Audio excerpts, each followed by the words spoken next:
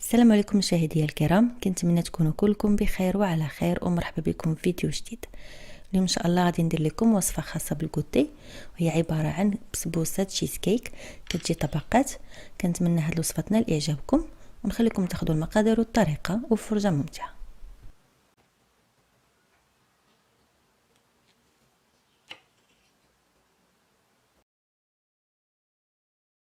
اذا نبداو على بركه الله. اول حاجه غادي نصاوبوا هي القاعده ديال التشيز كيك، فغادي نحتاجوا 2 باكيات ديال البسكوي، تقريبا مجموع الوزن ديالهم 200 غرام.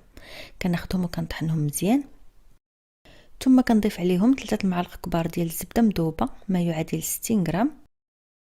بالنسبه للنوعيه فممكن انكم تستعملوا زبده العبر او المارغرين الخاصه بالطعم. دابا غادي ناخذ هذا الخليط وغادي نحطه في وسط من اطار يكون بعرض 20 سنتيم ومفرش بورق الطهي. في هذه المرحله واضحه غادي نحاولوا اننا نوزعوا الخليط بشكل متساوي على القالب. من بعد غادي نوركوا عليه بمعلقه او بالكاس حتى كيولي السطح ديالو مقاد، وغادي نحطوا القالب على جنب باش نصاوبوا الطبقه الثانيه. بالنسبه للطبقه الثانيه فغادي نحتاجوا 3 الياغورت بنكهه الفانيلا. اللي ما بغاتش تستعمل نكهه الفانيلا فممكن تستعمل الياغورت الطبيعي، لكن ضروري انها تضيف القليل من السكر او حسب الذوق ديالها باش كتعطي الحلاوه لهاد الطبق. عندي هنا 60 غرام ديال الحليب بودره، وعندي هنا 6 القطع ديال الكيري، ولا كانت ما متوفراش فممكن اننا نستبدلوها بالفرماج مثلثات.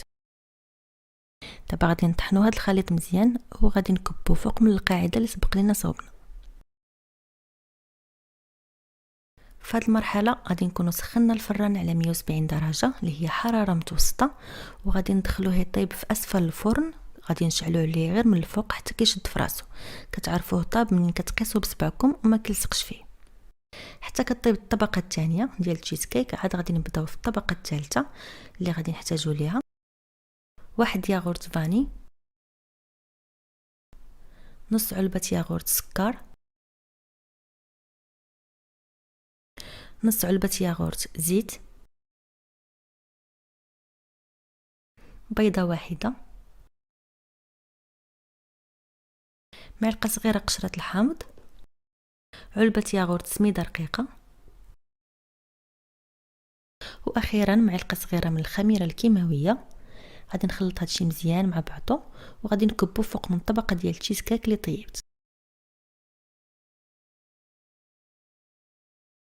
كي تلاحظوا الطبقه الثانيه كتكون شاده في راسها بعد ما طابت. غادي نكب فوق منها الخليط ديال البسبوسه، وغادي نرد الطاوه طيب في الفران على 170 درجه بحال الطبقه الثانيه، وكنشعل عليها حتى هي من الفوق حتى كتحمر.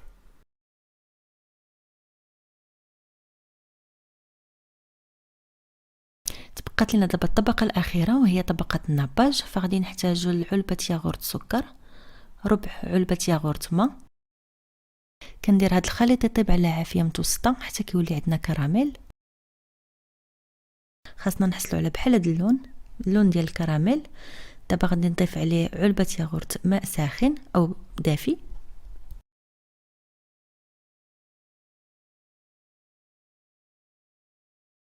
لحد الان باقي ما طفيتش عليه، فغادي نبقى نحرك حتى كيذوب الكراميل مزيان في الماء. ثم غادي نضيف عليه معلقه كبيره ديال النشا مخلطه مع ماء بارد، وكنستمر في التحريك حتى كيولي عندي واحد الخليط اللي خاتر.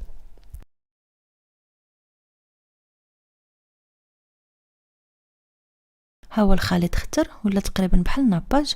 فغادي نطفي عليه وغادي نخليه حتى يدفى. عاد غادي نديرو كطبقه اخيره. الا خرج لكم قاصح على هكا فممكن تضيفوا القليل من الماء، المهم هو خاص يكون القوام ديالو متوسط. من بعد ما طابت البسبوسه فغادي نوزع فوق منها الطبقه ديال الناباج.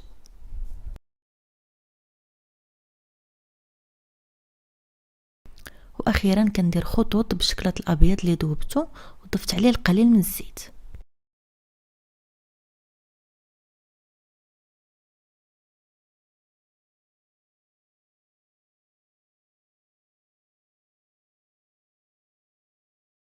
دابا انتهيت من التزيين ديالها، فغادي نحطها في الثلاجه حتى تبرد مزيان وتشد في راسها. عاد غادي نزولها من القالب. من بعد ما بردات فكنهزها بورق الطهي وكنحطها في طبق التقديم التقديم، وكنجر ورق الطهي من تحت منها باش كنحيدو، ثم كنمرر السكين في الجوانب وكنهز القلب للاعلى.